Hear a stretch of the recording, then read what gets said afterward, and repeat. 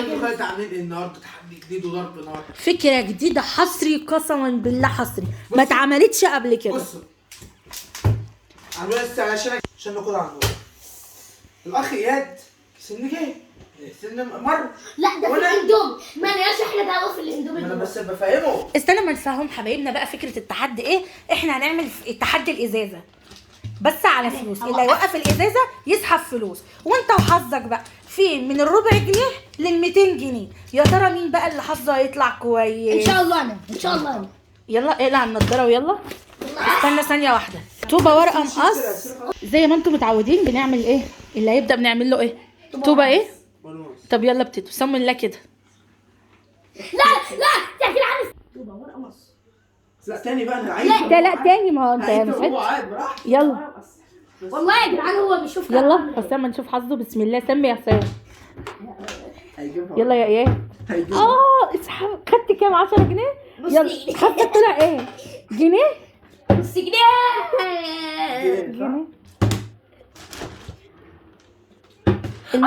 ازازه الماء مفتوحه. لا بتنزل ميه. بتنزل ميه. لا خلاص. لا والله. لا ما قلتش عيد. خلاص يلا ماشي. اسحب ال 10 جنيه بتاعتي. ايوه سبحان ده انت حظك حلو يا اياد. ايه يا حسام انت خدت جنيه بس؟ نص جنيه. ايه يا حسام؟ ربنا يشيلها. ماشي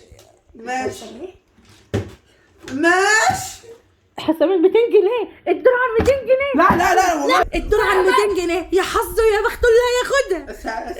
ال 200 جنيه.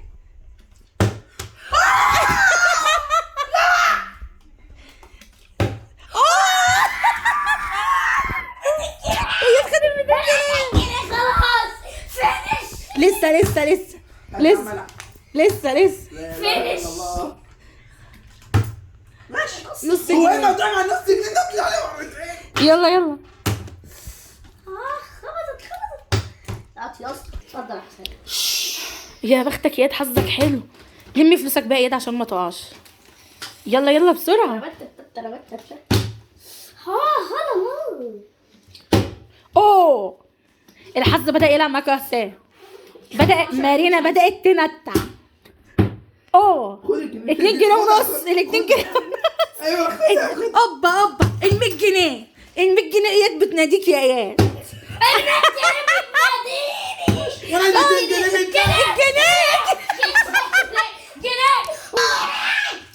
جنيه الجنيه.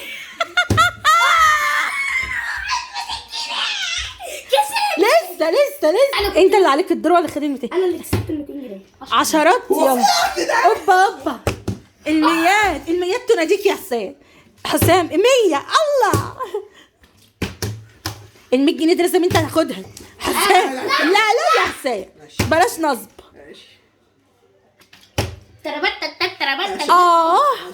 الفلوس خلصت ولا لسه فيه؟ لا خلص. عدوا بقى كده. هنعد بقى المحصلات بتاعتهم ونرجع لكم. يا عيني عليكي يا حسام. 200 جنيه 400 جنيه 500 جنيه 600 جنيه 610 612 620. بصوا يا جدعان 645. اللي انا مش تايلها على حد. اللي انا قلته مش تايلها. بس ده ما يزيدش ربنا. 660. 660 وانت كام؟ بعون الله 130 كام يا حسام؟ 137 كده. وانت كام يا ايه؟ 660. امال الفضه ما عدتهاش ليه؟ عديتها 662 ونص.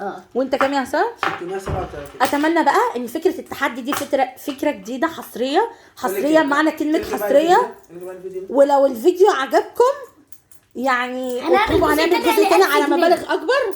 عارفين يا جماعه الفلوس دي ان انا مطلعاها من الحصاله. قلت لهم هنعمل بقى تحدي بس. ونشوفكم على خير في الفيديو اللي جاي. السلام عليكم.